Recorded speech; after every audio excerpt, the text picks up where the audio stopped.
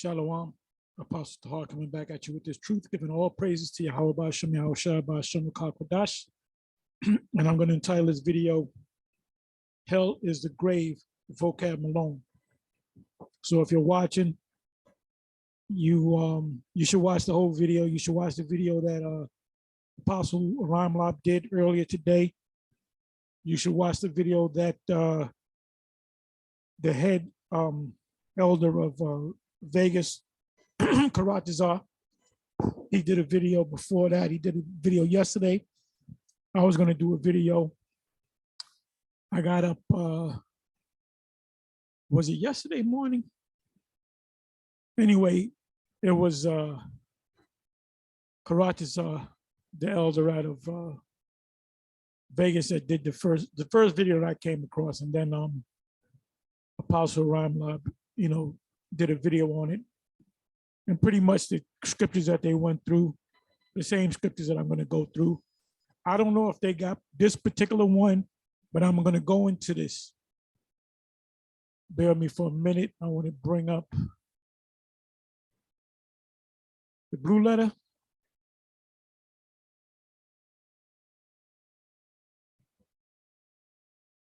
I want to go to Acts 2.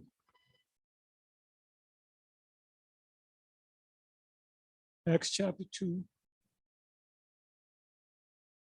verse 27.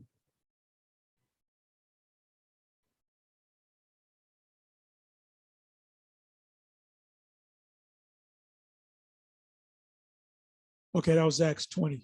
So let me bring that back. Acts 2, verse 27.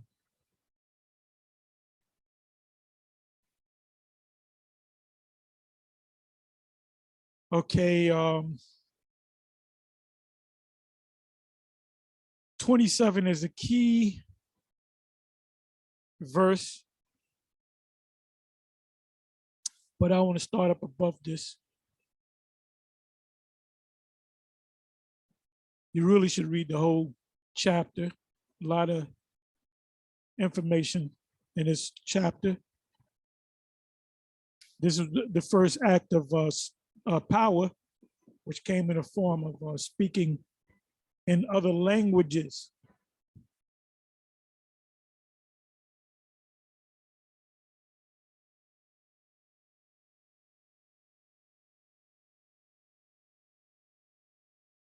Okay, I'll start from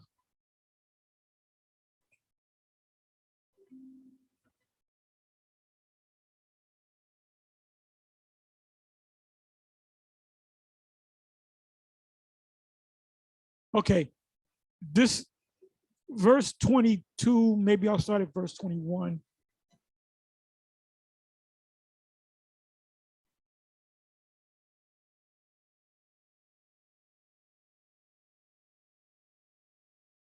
Or it says here 20th verse, Acts 20 verse Acts 2 verse 20. The sun shall be, you know what?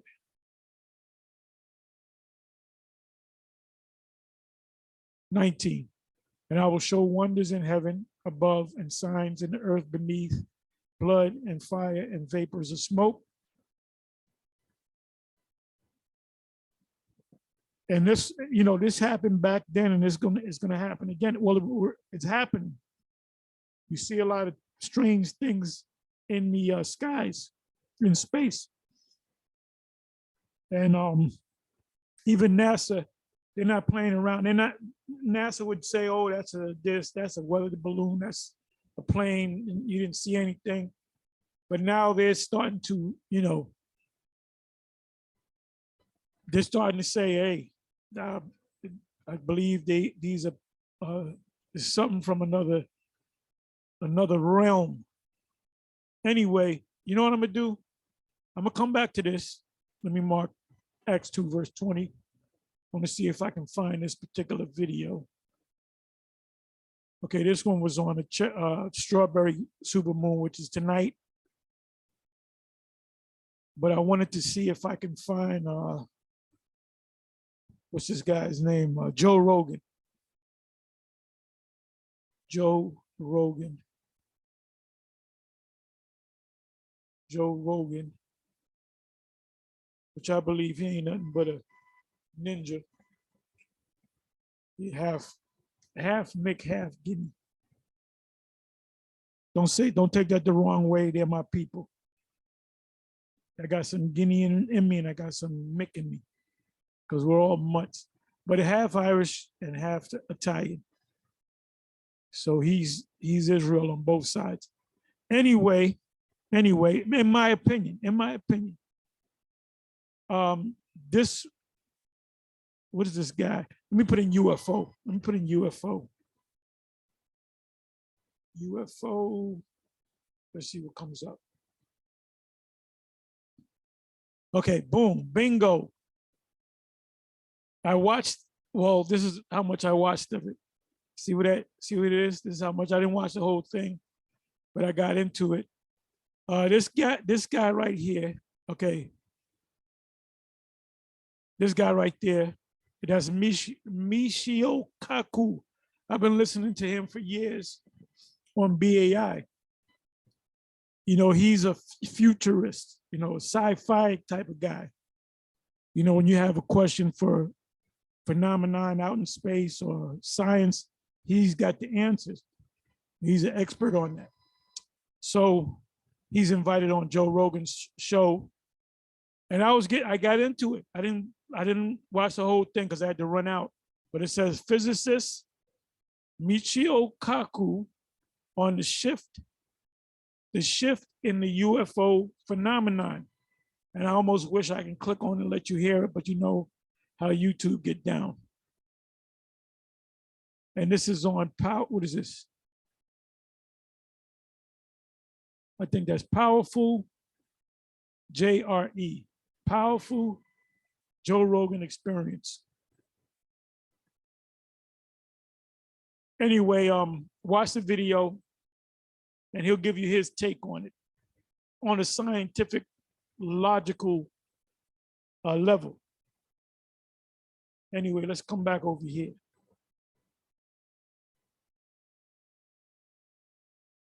And the fact that Esau is taking notice to these things up in the sky, up in outer space, which we know them to be the angels of the Lord, because they're questioning whether this is from another country, maybe from Russia, maybe from China. You know, maybe they have these planes that can fly, but they look like UFOs. Because you know, now they're getting kind of nervous. Now they're kind of nervous because they kind of almost want to say, yep, there are definitely things coming from outside of this realm, outer space. Oh, another thing that Michio Kaku said, he said that they have video, which I saw it. He said one thing that they can do, he was breaking it down. He was breaking it down. I'm just remembering what he said. He was saying how the speed is what is it, from Mach 5 to Mach 20, I think he said. And I believe he said that was 20 times faster than the speed of sound. Let me go check that out. Let me go to Mach.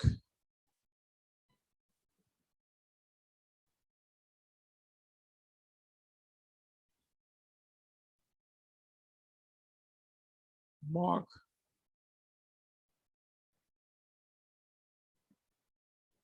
5. Let me put 5. Mach 5.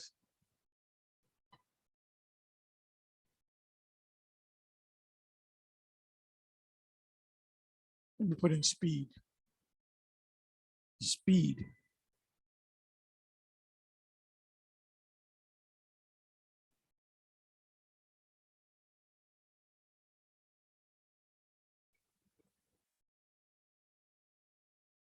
All right, Mach 5. Okay, Mach. All right, Mach. That's with an H. Mach 5.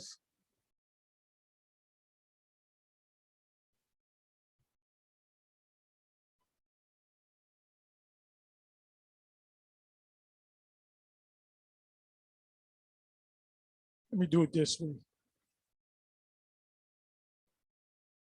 How fast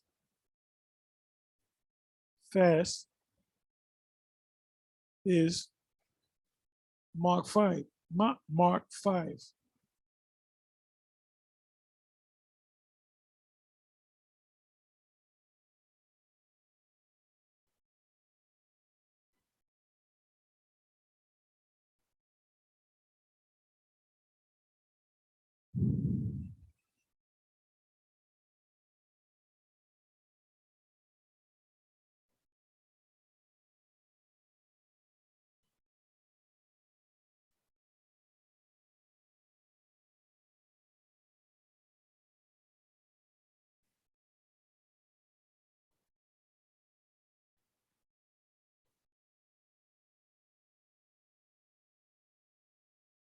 World's fastest passenger jet hits near supersonic speeds.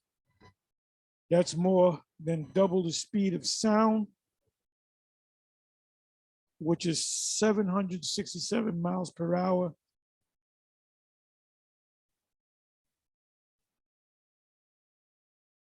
It says capable of traveling at least 3,800 miles per hour, which is Mark 5, so quadruple that. That's almost 448. We're talking 16,000 miles, somewhat, for Mark 20, I believe. I'm not an expert on this.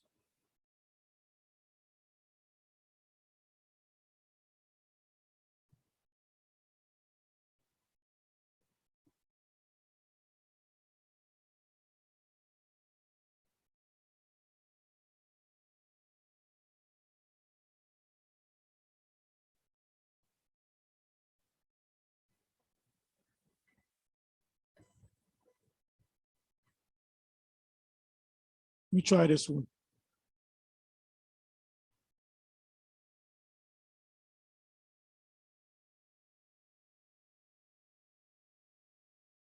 Okay, so okay, why a Mark 5 passenger plane is a crazy idea that might just work. And this is an idea, this is not an actual plane, but that's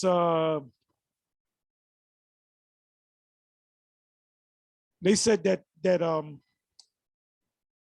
a ship, Michio Kaku said that a UFO can go, 4 times Mark 5 or 20 times or Mark 20. And they can, the way they maneuver, they can just drop.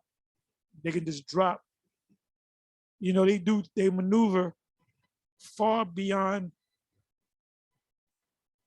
the most advanced stealth fighter, any F fighter, MiG fighter, which is a Russian fighter jets. They're far more advanced. So they know that it's not Russia. They know that it's not China. They know that it's a world beyond their realm. And every time you turn around, look, this past weekend, we've done 3 weekends of after camp teaching with the young brothers. And all 3 weeks, there were, chariots up there, either a handful of 2, 3 chariots or 1 chariot. And you can clearly see them. You can clearly see that it's a chariot. There's no way it's a plane, because a plane doesn't stop in mid-flight. A helicopter doesn't stop. A helicopter can kind of hover, but this thing was dead stop, like it was a star. Then it would disappear. But anyway, let me get back into the main subject. But like I said, watch this. I'm gonna watch this again. Because Michio Kaku, here he comes, he's gonna come up again. He really gets down. That's his passion. You know, science is his passion. So now let's go into the subject. And this is kind of backing off of the video that the elder Karatazar did, and the next day, which is early this morning, I watched some of it. The Apostle Ryan Lob did. And like I said, they covered all the scriptures that I would cover. I don't know if they covered this one, but you can't get around this. Now, when you go to the Old Testament, there's no description of what hell is like. Nobody describes what hell is like, that your soul burns in hell forever. When you go to the Old Testament and you type in the word hell, and even Vocab Malone says that. He said that when you come across that word hell in the Old Testament, most of the time, well, I would say all of the time, almost all the time, it's talking about a pit or a grave. So you can't, if you just dealt with the Old Testament, according to the Old Testament, there's nothing that describes hell as the Christians call it. That's nothing but a old wives' tale, Roman Catholic doctrine that they got from Greek mythology. The Greek god Hades and the Roman god Plutos. Now, when you go to the New Testament, and I'll probably go and read it, you'll, what was that? Luke, it's either Luke 16 or Luke 14. I'll find it in a minute. The rich man and Lazarus, they both went into the spirit realm, and Lazarus was in the bosom of Abraham, and the rich man was burning.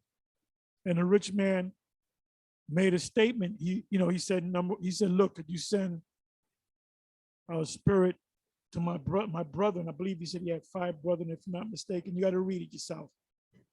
I may or may not go into it. So Abraham said, no, because they have the scriptures. Now that applies to Israel, and that also applies to Esau, because Esau now has the scriptures.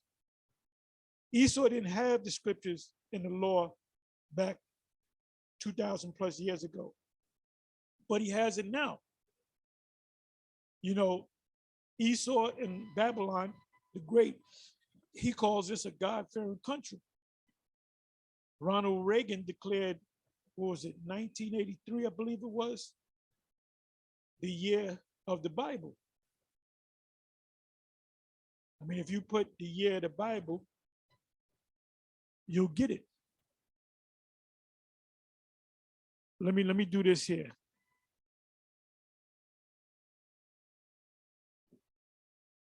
Ronald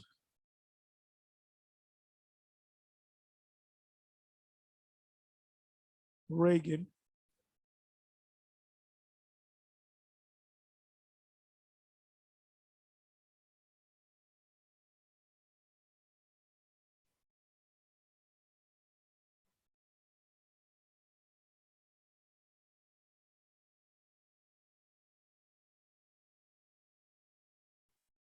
Year of the Bible.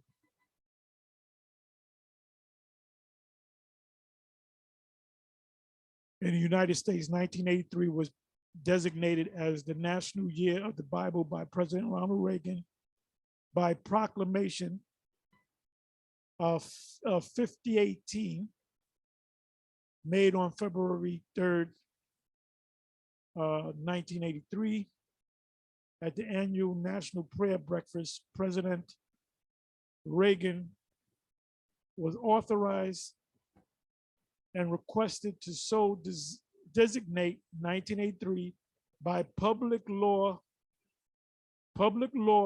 97-280, Senate Joint Resolution 165 or 96 stat.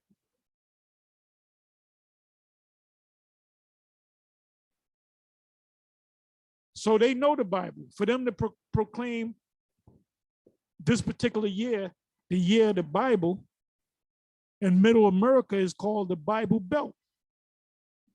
When presidents swear in, which are going against the Bible, they swear on something in which the thing that they swear upon says thou shalt not swear.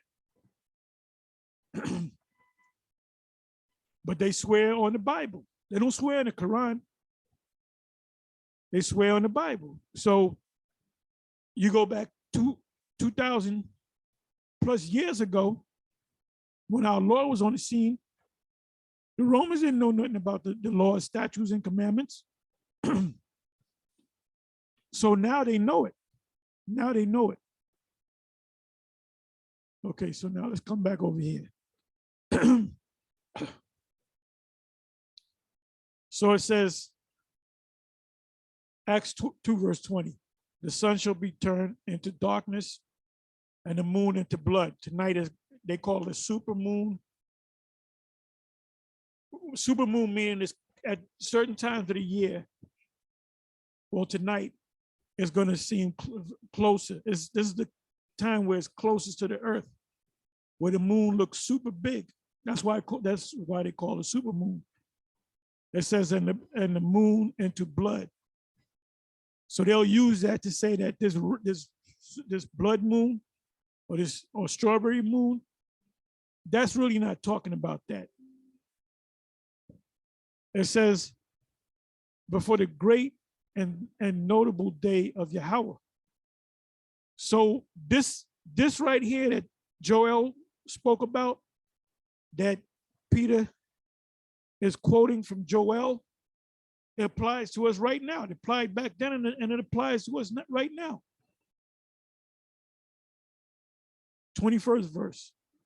And it shall come to pass that whosoever shall call on the name of Yahweh shall be saved. Now, if this applies now, which it does, you're supposed to know the name of the Lord. 22nd verse, ye men of Israel. Ye men of Israel. So let's go to the first verse. When you go to the first verse, it says, and when the day of Pentecost was full come, which is the Feast of Weeks, most Christians won't know that, they were all with one accord in one place. These were the apostles. So when you read from the first verse down to the end, who is this addressed to? The Israelites. It ain't addressed to the body of believers, but the Israelites that believe.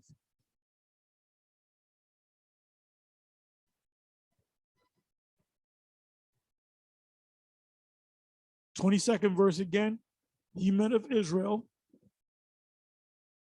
hear these words, Yahushua of Nazareth, a man approved of the Most High the Father," showing you there's a difference between the Father and the Son, "among you by miracles and wonders and signs which the Most High did by him in the midst of you, as ye yourselves also know." So a lot of these Israelites actually saw him do these miracles. Him being delivered by the determinate counsel and foreknowledge of the Most High, ye have taken and by wicked hands have crucified and slain, whom the Most High hath raised up, having loosed the pains of death. So he was put in the grave. He was actually put in a sepulcher, which today is a modern sepulcher would be a mausoleum, which you're buried above the ground. A lot of so-called small hats do that. They build mausoleums, and the body is in, and there's nothing underground. It's a house for the dead. It says, because it was not possible that he should be holding of it, meaning of actually dying. He died, he was put to death, and he was risen after the third day. Oh, here's another thing. You Christians, including you, Vocab Malone, you say that the Lord died on so-called Good Friday. Is that what you believe? But he rose on a Sunday. How in the hell are you gonna get 3 days out of from Friday to sundown, or Friday to Saturday, or Friday to Sunday? Excuse me. Reading on, it says 25th verse. For David speaketh concerning him. Now that's Psalms. What is that? Psalm 16 and 10. And I'm going to read that as well. Let me just bring this over.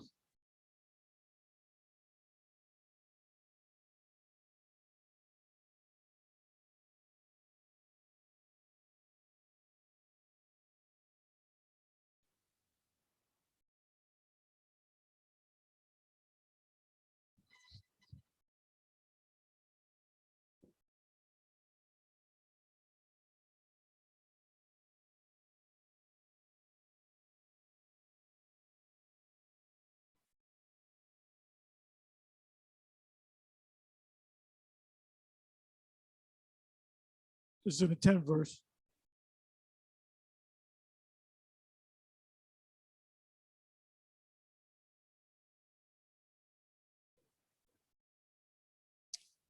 Okay, let me come back over here. And ironically, this is Peter speaking, right? And that's actually David reincarnated. It says 25th verse, for David. So Peter's speaking of himself and not knowing that he was David, because the Lord didn't tell him. The Lord told the apostles who Elijah was or who John was in another life, but the Lord didn't tell them who they were. For David speaketh concerning him, concerning the Messiah. I foresaw the Lord always before my face, for he is on my right hand, that I should not be moved. Therefore did my heart rejoice, and my tongue was glad.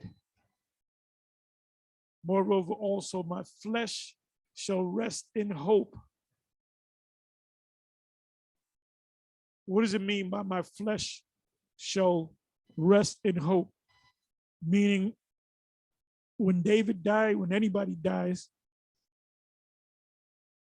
he knows that when he comes back to life, he's going to be blessed of the Most High because he's an Israelite. And furthermore, he's an elect of Israel. David was one of the elect. All the prophets, righteous prophets in the past, they're here now. Some of them are in the spiritual realm. Most of them are here on the earth. And they're of the elect. So the elect was always here, but just in different bodies at different times throughout the history. It says, therefore did my heart rejoice, and my tongue was glad. Moreover, also my flesh shall rest in hope. What did Daniel say?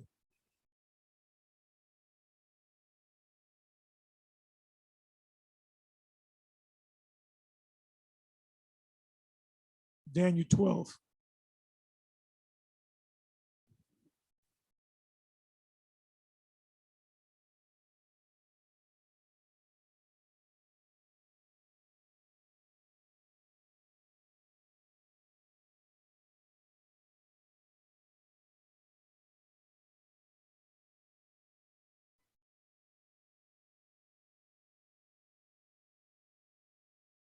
I'll start at 9. Daniel 12 and 9. And he said, go thy way, Daniel, for the words are closed up and sealed till the time of the end. We're in the time of the end. That's why the books are open before the firmament. That's what is that? The Apocrypha. That's Second Esdras. I believe that's 6. One was positive. Somebody, I'm not going to go to it. Somebody can put it in the comment section. Many, and that open before the firmament to the firmament is talking about the World Wide Web. It says, many shall be purified and made white, pure, and tried and tested. But the wicked, we know the wicked is, shall do wickedly, and none of the wicked shall understand, but the wise shall understand. This is why you can't see it, vocab, because you're one of the wicked.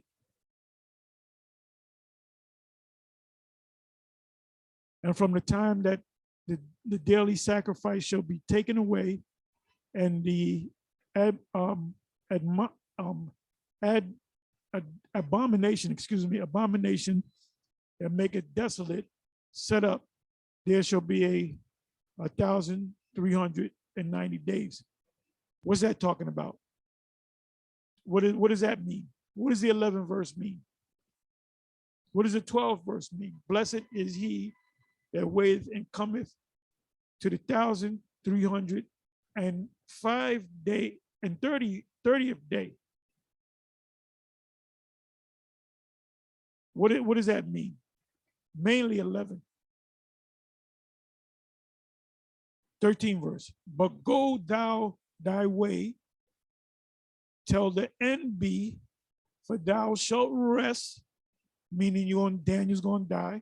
He's going to be in his rest, pursuant to Isaiah 57. They shall rest in their beds and stand in thy lot at the end of the days. So we're in the end of the day. So Daniel's here among us, unless he recently went to the spiritual realm, unless he's one of the, let's say he's Abba.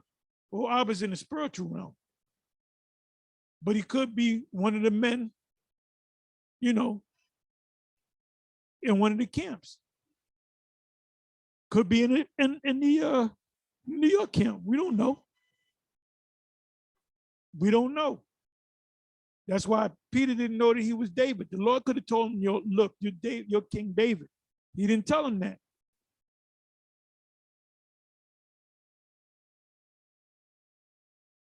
So now let's come back over here. 26th verse again. Therefore did my heart rejoice, and my tongue was glad. Moreover, also my flesh shall rest in hope. What does he mean by rest? When he dies and he comes back, he has hope. Because thou wilt not leave my soul in hell. This is Peter quoting King David. Neither wilt thou suffer thy Holy One to see corruption. So let's go back to Psalms.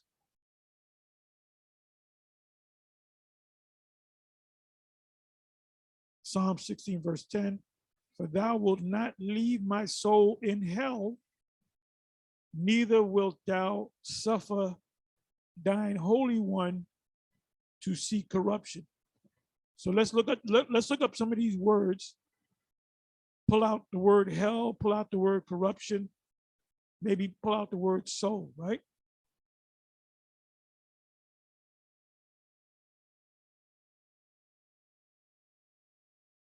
For thou wilt not leave my soul in hell. So let's see what the word hell means. Sha'awal. Sheol, underworld, grave, hell, pit. Either they dig they dig a hole 6 feet, throw you in a coffin and throw you in that hole and cover the hole, right? Or they put you in a mausoleum, which is above ground. Either way, that's a dead body going into a place, a particular place. When our Lord was crucified and he was put in the sepulcher of Joseph of Arimathea, and that's also a fulfillment of a prophecy. If you want to put it in, put the precept in, you can go ahead. That's a fulfillment of prophecy that he will be buried among the rich. I'm just paraphrasing. So we know that that's talking about the grave, right? The grave, a mausoleum, a sepulcher, a pit.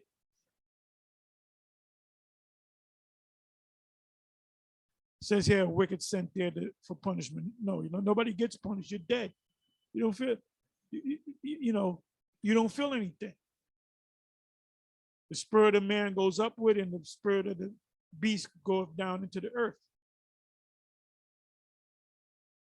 So hell means the pit or grave. Neither wilt thou suffer thine Holy One to see corruption. Let's look up the word corruption.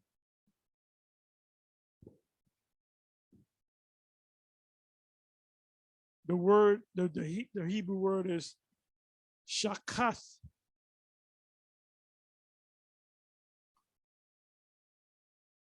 Pit, we can take that word out. Grave, we can take that word out. Destruction. Decompose would be a better word. Destruction.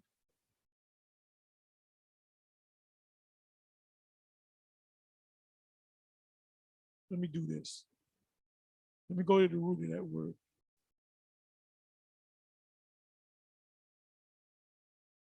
Shawak.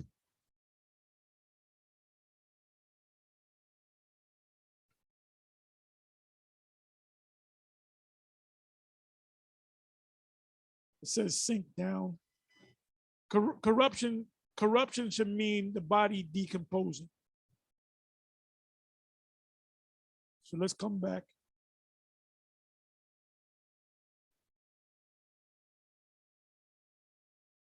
Let's look at the word soul.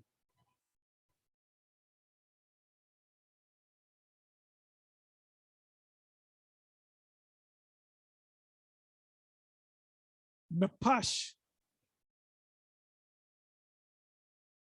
Soul, self, life, creature, person, appetite, mind, living being.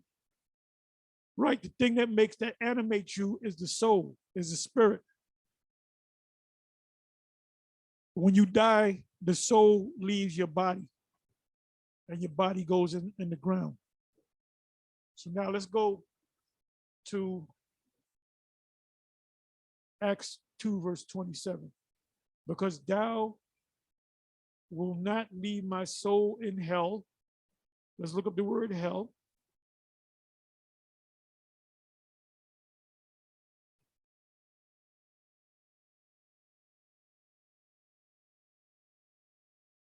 Oh, and soul, we don't have to look it up. It means pretty much the same thing, a living, something that animates your body. Spirit, soul. Hades or Hades.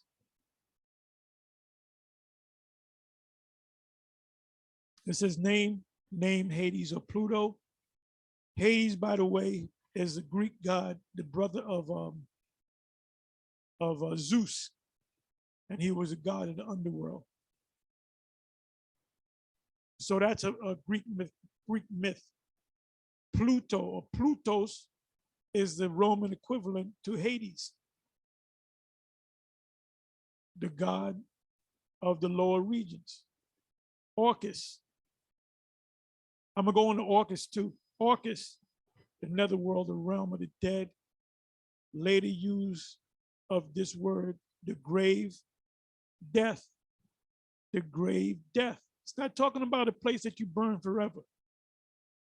Hades, Pluto. These are Greek mythology and Greco-Roman mythology.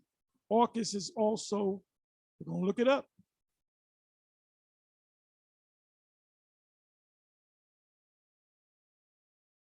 And that's why they kicked Carlton Pearson, I believe his name was, is Jake, who loved his grandparents and they both died. And they said, well, they were living the worldly life. And he was told that they both burned in hell, so he couldn't accept that. So he did some study. He went into the Greek and he went into the Hebrew, and he realized that there's no such thing as hell. So when he brought it before, because he was a top TV guy, he's a Jake, but he had so much, he was such a heavy preacher that the Edomites promoted him to a higher level. So when he said there's no such thing as hell, he said they wasn't having it, and they kicked him out. And the reason why he figured it out, because he's an Israelite. And the reason why those Edomites, I can't even think of their names. One of them was this guy. He got his son teaching out of Texas. Damn, the name is right on the tip of my. He got the long hair. He's always smiling. Can't think of his name. It'll come back to me. But his father was a preacher, so his son took his place. But I remember his father was living and said, "Look, we can't accept you no more because you're teaching that there's no such thing as hell." And the reason why he said that was because the Most High didn't open their eyes to see it.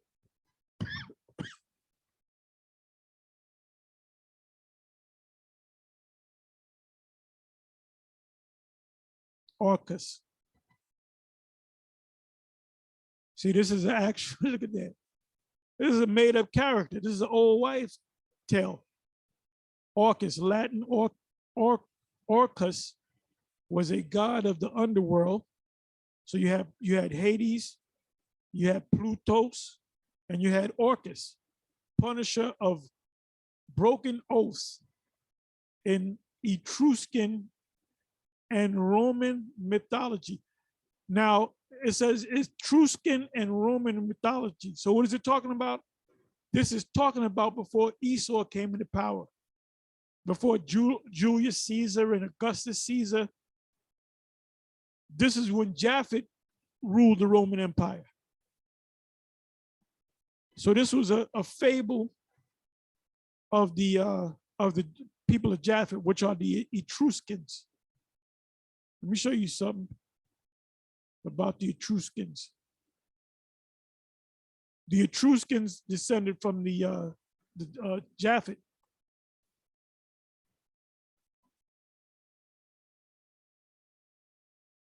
And Christians don't know that either.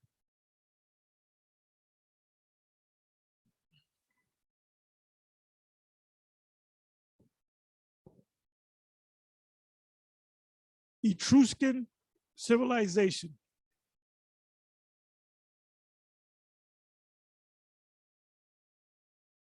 Relating to ancient Etrusia, its people or their language, the Etruscan civilization was at its height circa 500 BC. That's long before Esau came on the scene. Because Rome, what was it? The year, I believe it was 45 or 65 AD when Julius Caesar was on the scene. And that's before the Lord was born. It says, and was an important influence on the Romans, meaning what? The Edomite Romans, not the ancient Romans, which are the Etruscans, Minoans, who had subdued the Etruscans by the end of the 3rd century BC.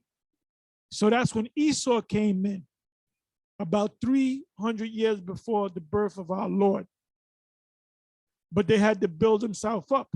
And eventually they set up a ruler. One they voted in a ruler, which they wound up killing him anyway because he wanted to rule forever. A native of ancient Etrusia. Etruria, the language of ancient Etruria, which was written in an alphabet derived from Greek, but is not related to any known language. So I don't know what the language is. They say it's Greek. The Etruscan civilization of ancient Italy. So the people that inhabited Italy, they were dark people. They were the sons of Japhet in Genesis 10. covered a territory as at its greatest extent, or roughly what is now Tuscany. Right, there's a famous place in Italy called Tuscany, which came from the word Etruscans. Western Umbria and northern Lazio, as well as what are now the Po Valley, Emilia Romagna, southeastern Lombardy. So the original Romans were, Romulus and Remus. You know all the story, about the story of Romulus and Remus, right? Romulus and Remus, according to the legend, was raised by a she-wolf. But it was an actual guy named Romulus. And it was said that Romulus rose up and killed his brother Remus, and he sat as the king.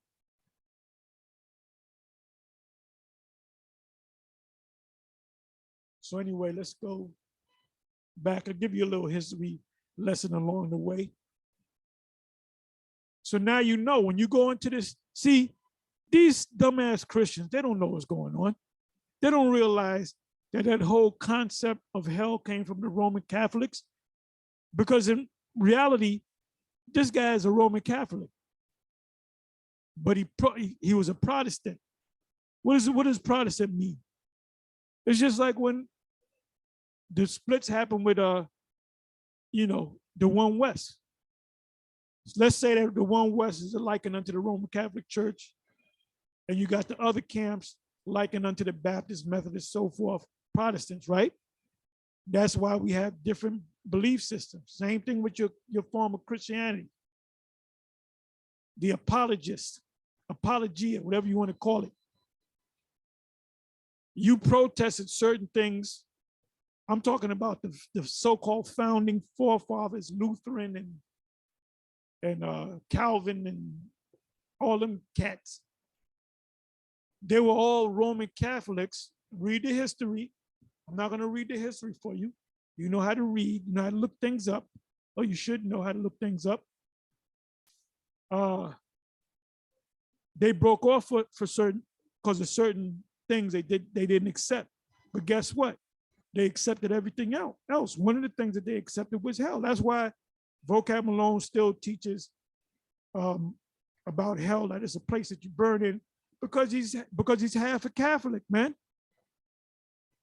And Abu is a full Catholic. He came down to the camp, didn't have the courtesy to say, oh, I'm Abu, I'm the guy that's been going back and forth with you.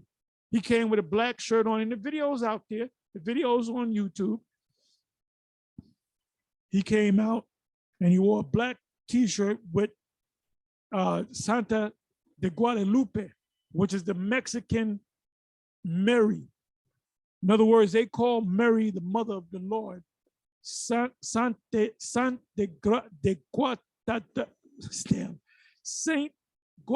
Guadalupe. So he was like, yeah, this is her. Yeah, this is Mary. This is Mary. So that guy's he's a Catholic. He's a Catholic. Then he tried to say, yeah, this is talked about in Revelation 12 about the woman with the crown of stars and the sun and the moon under her feet. That's talking about Israel, man. Ain't talking about the Roman Catholic Church. So it says names Hades and Pluto. Hades, the Greek form of the devil of the underground. Pluto is a Roman. Orcus is Etruscan, which are the people of Japhet. And by the way, let me come back. Let me go to images. They were black, so-called black. Look at that. Had the beards.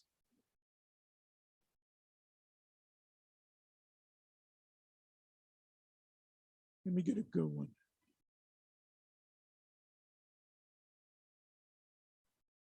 So-called black people. dark people so you can understand.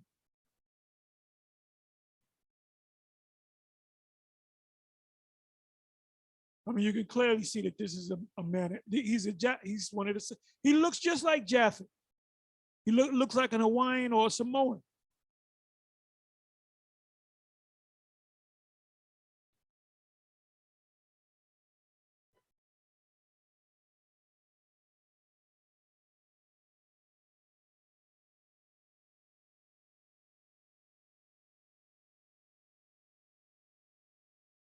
You can see that this man is not a so-called white man.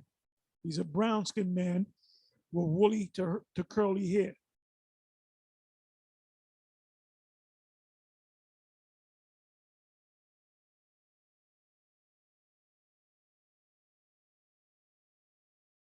This man's a little bit lighter, but you can look at his hair.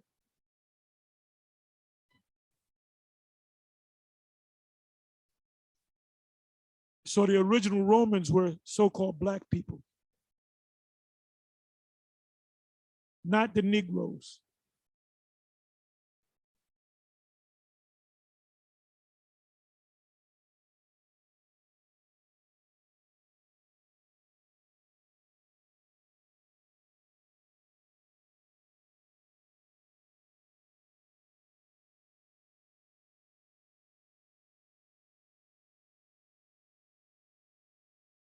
Okay, the netherworld, the realm of the dead, later use of this word, the grave, death, and hell. Didn't it say that in Psalm 16? You can go back to it. So what does the word hell mean? It means grave. What do you do with dead people? You put them in a grave. The word that they use is hell, which really doesn't mean anything. Goes back to the Greek word Hades.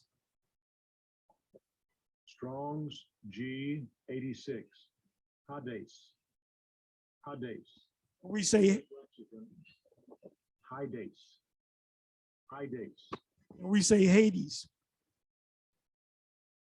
In the Hebrew, it's Sha'awal or Sheol.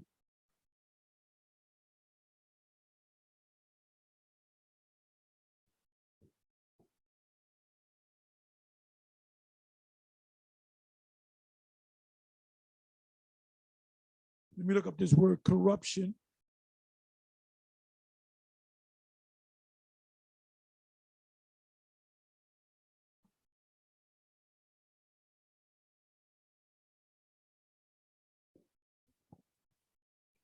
Corruption, destruction in the New Testament, that destruction which is affected by the decay of the body after death. It's also called decompose. When you go to the account of Lazarus dying, and when the Lord came, it was into the fourth day. And they said that you can't raise him, because if the Lord raised people that freshly died, that died a couple hours later, the little girl, the Lord, they laughed the Lord to scorn, and he said, she sleeps. She only sleepeth. She was actually dead. And the Lord raised her back up, but they laughed him to scorn. But then he rose her back up. So they knew that the Lord could raise the dead, but they said, you can't raise Lazarus because he's decaying, he's decomposing. So what did the Lord do? The Lord brought the elements together, rebuilt his body from the elements, put his spirit back in him, his soul back in him, and he came out. So any part of him that was decayed or decomposed came back together. They showed you that in that movie. I was watching it the other week. Elysium, where the bad guy, almost at the end, something blew up in his face, and his face was tore up. And they used that device to bring him back to life, and you can see his face coming back together. You go from decompose to, I guess you can say, recompose. and it brought his face back together. So that's what the Lord did with Lazarus. Whatever was decomposed, he recomposed it through the Spirit.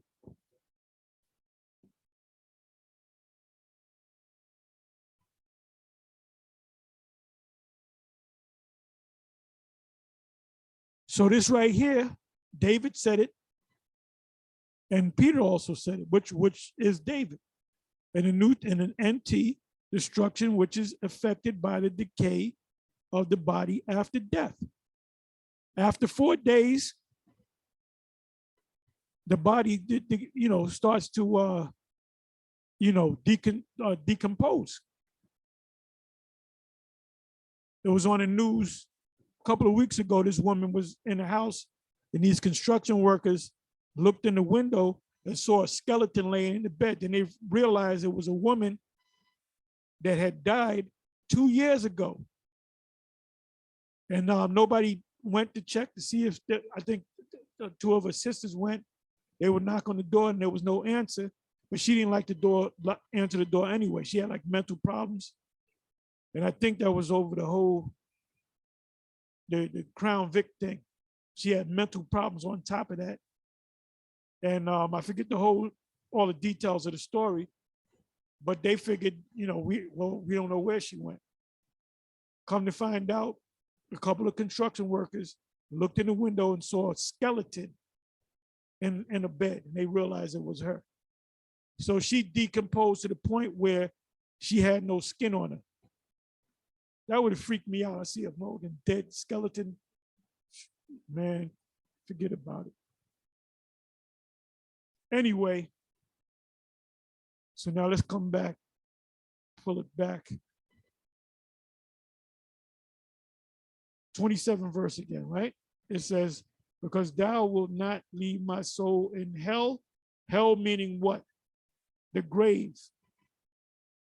Soul meaning the body, but the soul is out of the body. Neither wilt thou suffer thine Holy One to see corruption, meaning decompose. So you got the Christians saying, oh, the Lord went to hell. He went to hell, but the Most High raised him out of hell. No, he went to the grave.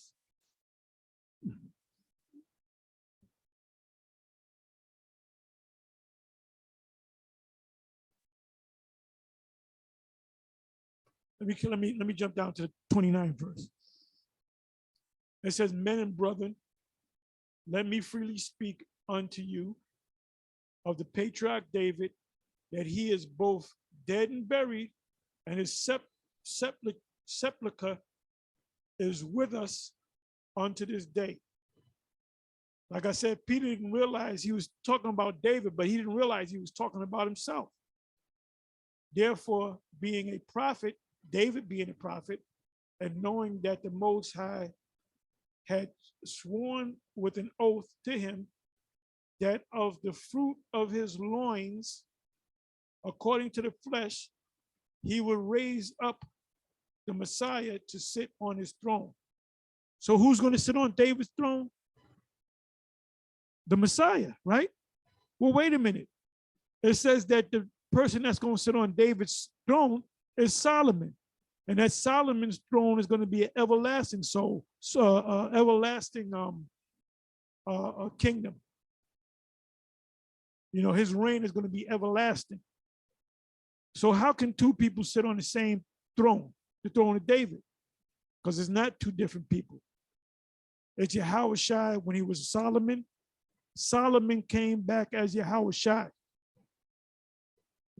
So when he sits on the throne, he's going to sit as Yahushua, in which the Most High is going to press the pause button off of Solomon's kingdom, so Solomon's kingdom can continue.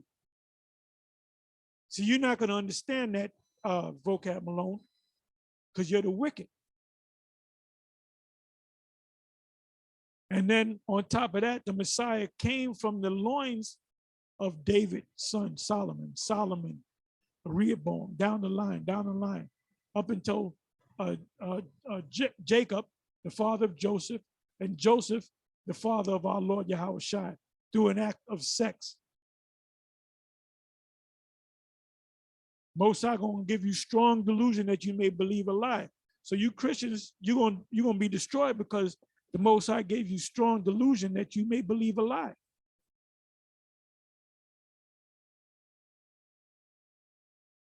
31st verse. He's seeing this before spake of the resurrection of Yahweh Shai, that his soul was not let. Now, a soul means a spirit, right?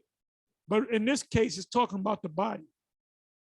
His soul was not left in hell, meaning his body was not left in the grave. Neither his flesh did see corruption, decay, decompose. His body didn't decompose, although he was dead for 3 days.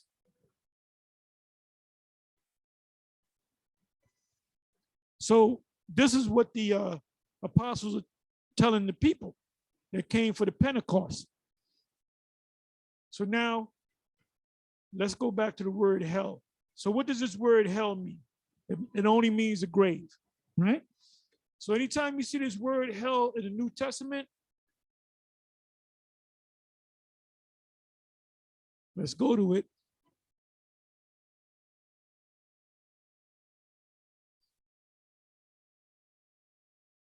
The word is Hades or Hades, which means what? It means the grave. It means the grave. That's all it means. The grave, whether it's a sepulcher, a mausoleum, or you're buried 6 feet under. So now, how many you got? Okay, the word hell occurs 11 times in 11 verses, right? In the New Testament.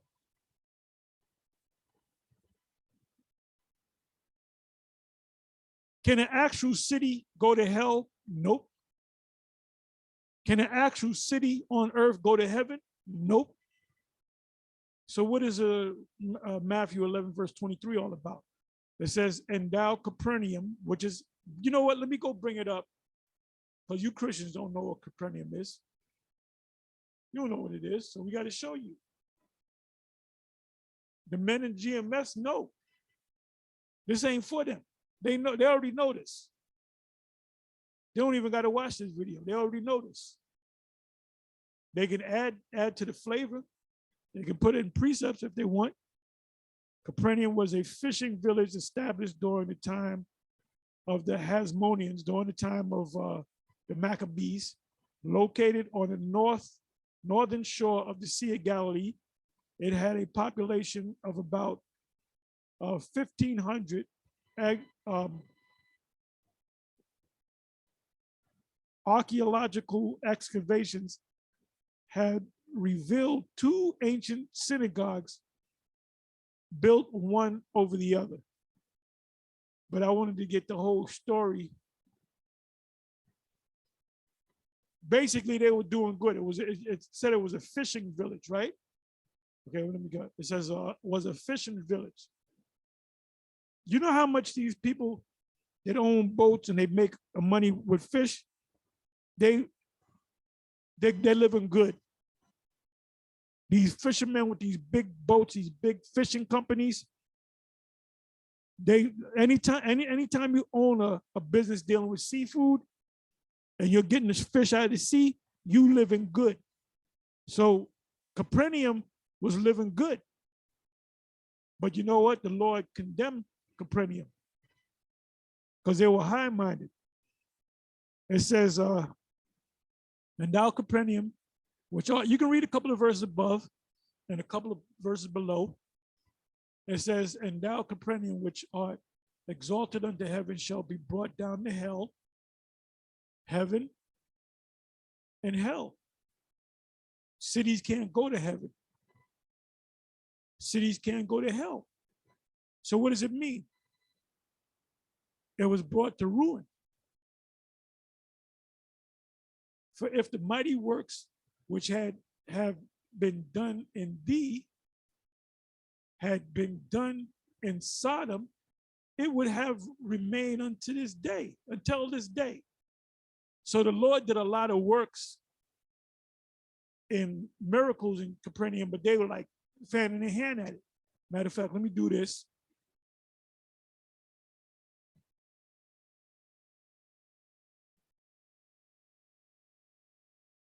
And according to vocab, somebody in hell has, their soul has to be in hell. It's a spiritual thing. So is the soul of Capernaum in hell?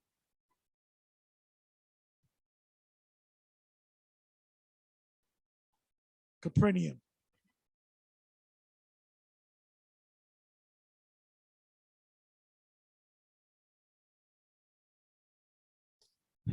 Village of comfort, because they were doing good. A flourishing city of Galilee, because it was a fishing city. It was by the seesaw, the seaside, situated on the western shore of the Sea of Galilee, or Lake of Gennesaret. And by the way, you had Peter, he was a fisherman. Andrew, he was a fisherman. Some of the apostles, the disciples were fishermen. And you know what? They were doing good. They were doing good. And they were working with their father. And they left their father to follow the Lord. It's near the place where the Jordan River flows into the lake. But I want to get the full story.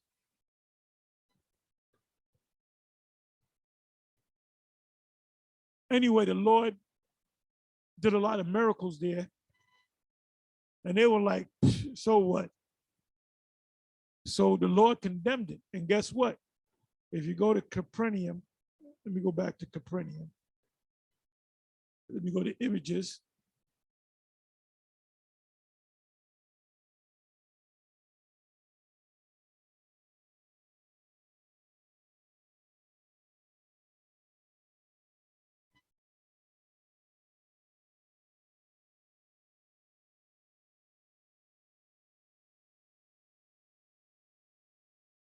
Trying to give you a good image.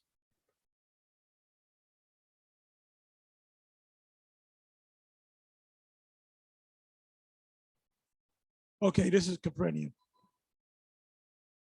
There's the ruins of Capernaum. It's not a great city no more. So when the Lord said, Capernaum going to be, though you be exalted into heaven, you're going to be cast down to hell, meaning you're going to be a ghost town.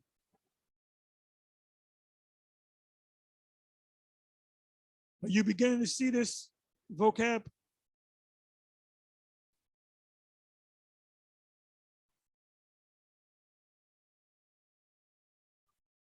Matthew 16, verse 18, and I say that thou art Peter, and upon this rock I will build my church, and the gates of hell shall not prevail against it.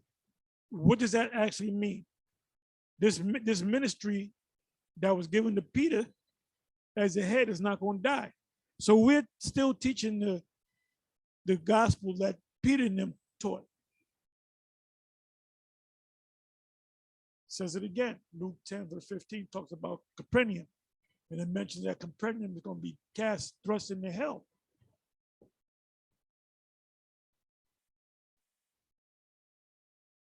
Okay, this is what I wanted. Luke, this is the only time they describe hell as a place that you burn, your soul burns, but this was a parable. And how do we know that this is a parable? Because when you're burning, you ain't talking normal. He ain't talking at all. You're burning.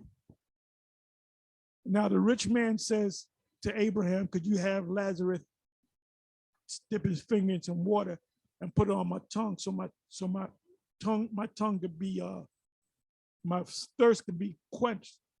Well, wait a minute. How can a little drop of water slow down the burning of your body? And plus, that's a spiritual body. So why we ask for, is he asking for a spiritual cup of water?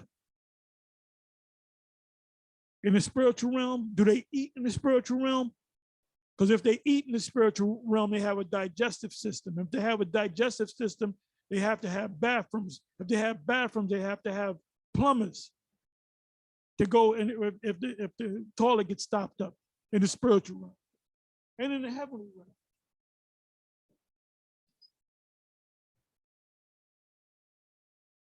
Acts 2 verse 27, hell, G86 means the grave.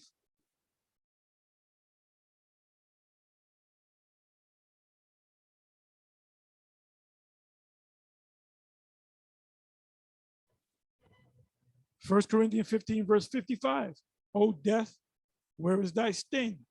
O grave, which is G86, which the word is normally put there as hell. So we know that what? We know that the word hell means grave. If I was to click on this word, or click on this precept, what word's going to pop up for grave?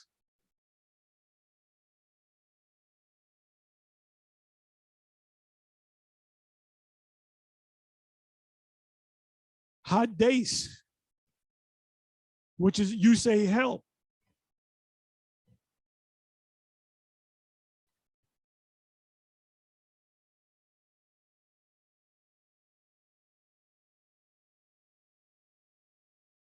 Keys to hell, Revelation 1 verse 18.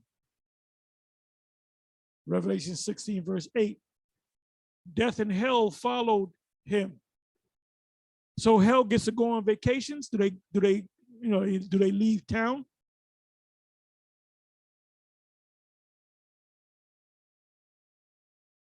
Revelation 20 verse 13. And the sea gave up the dead which were in it, and death and hell delivered up the dead. So there's going to be people burning in hell, and the Most High going to raise them back up?